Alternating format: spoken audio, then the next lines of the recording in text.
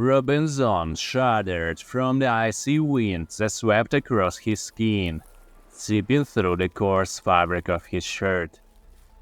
The sun had already dipped below the horizon, painting the sky in crimson hues. He stood atop a small hill, surveying his domain. The island, on which he had been a prisoner for many long years, was revealing new secrets to him, but none were as terrifying as what he had discovered today. Down below, in the dense thickets, lay a small lake. He had noticed it quite by accident, only after he had built his hut, tamed a goat, and seemingly mastered the art of survival on this inhospitable island. The lake was unusually calm, as if frozen in anticipation. The water gleamed like a black eye, reflecting the blood-red sky. But Robinson could not admire this beauty, his gaze drawn to the strange white figures scattered around the lake. Skeletons. Skeletons of animals, birds, and most horrifying of all, human skeletons. Robinson had already encountered the remains of shipwrecks, but this was something different. There was no disorder, no signs of a storm or a shipwreck.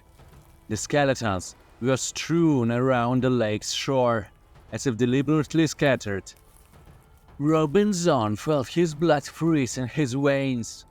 He could not tear his eyes away from this macabre spectacle. All the skeletons were missing their jaws. The jaws lay beside them, as if they had fallen from some unseen puppets.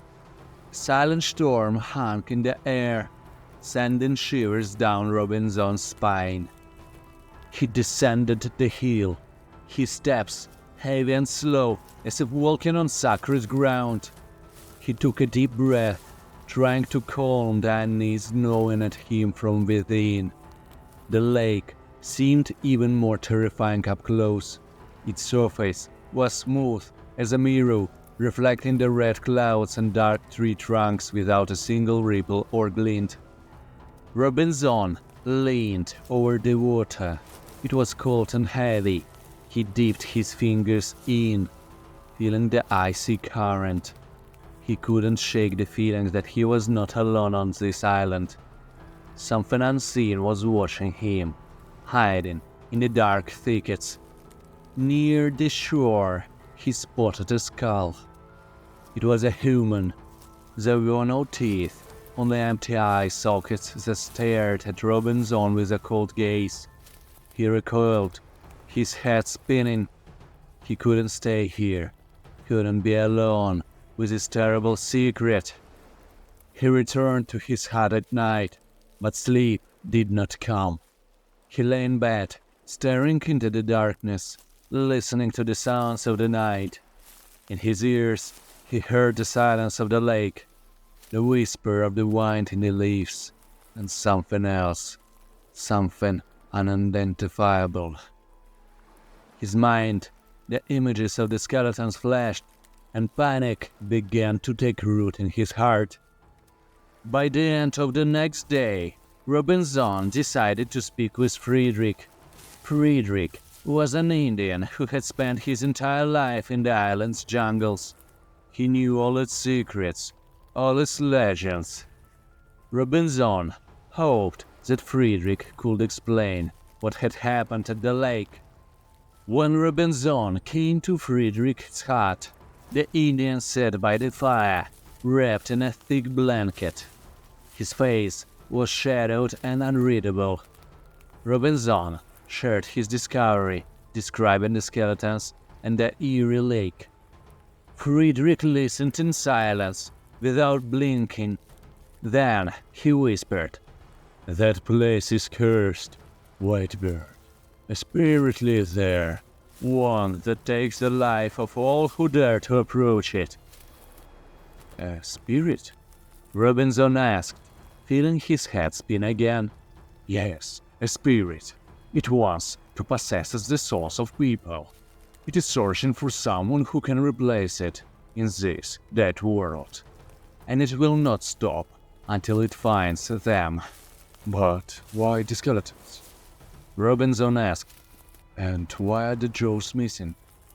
Friedrich smiled a smile, more terrifying than any scream. The spirit takes their voices, Whitebird. It silences them, because it wants them to not speak of it. Robinson could not look at Friedrich.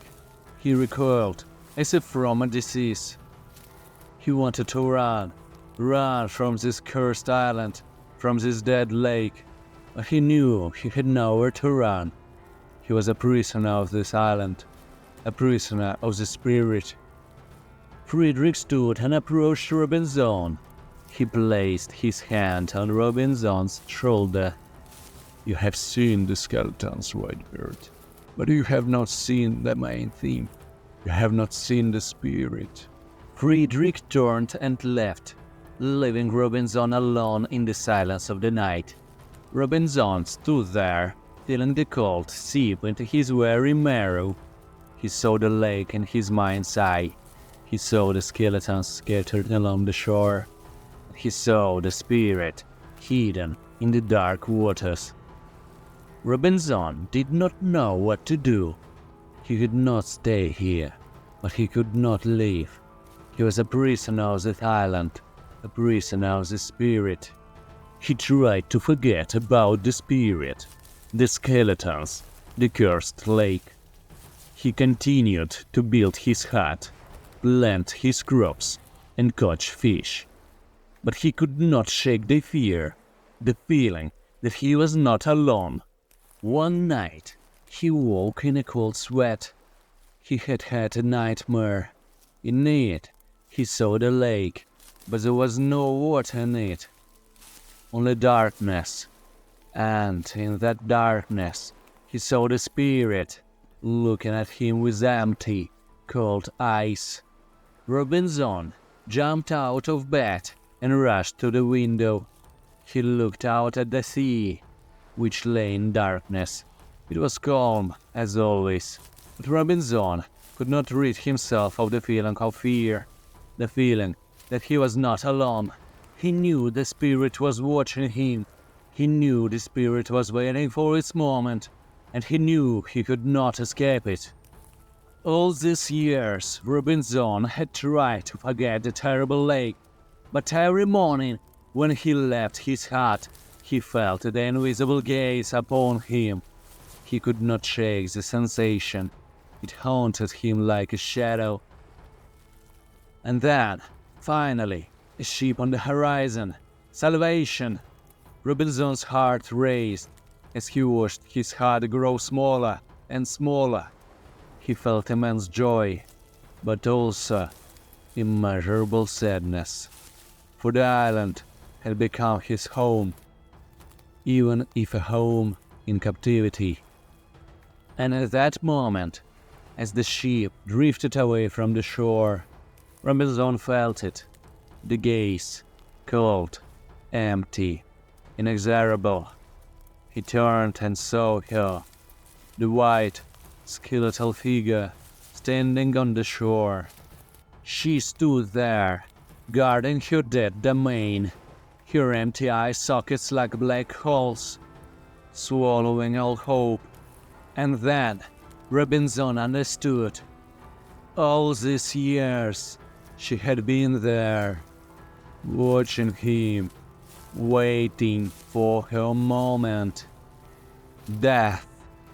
She had always been there, and in the moment he left the island, she had finally claimed her due.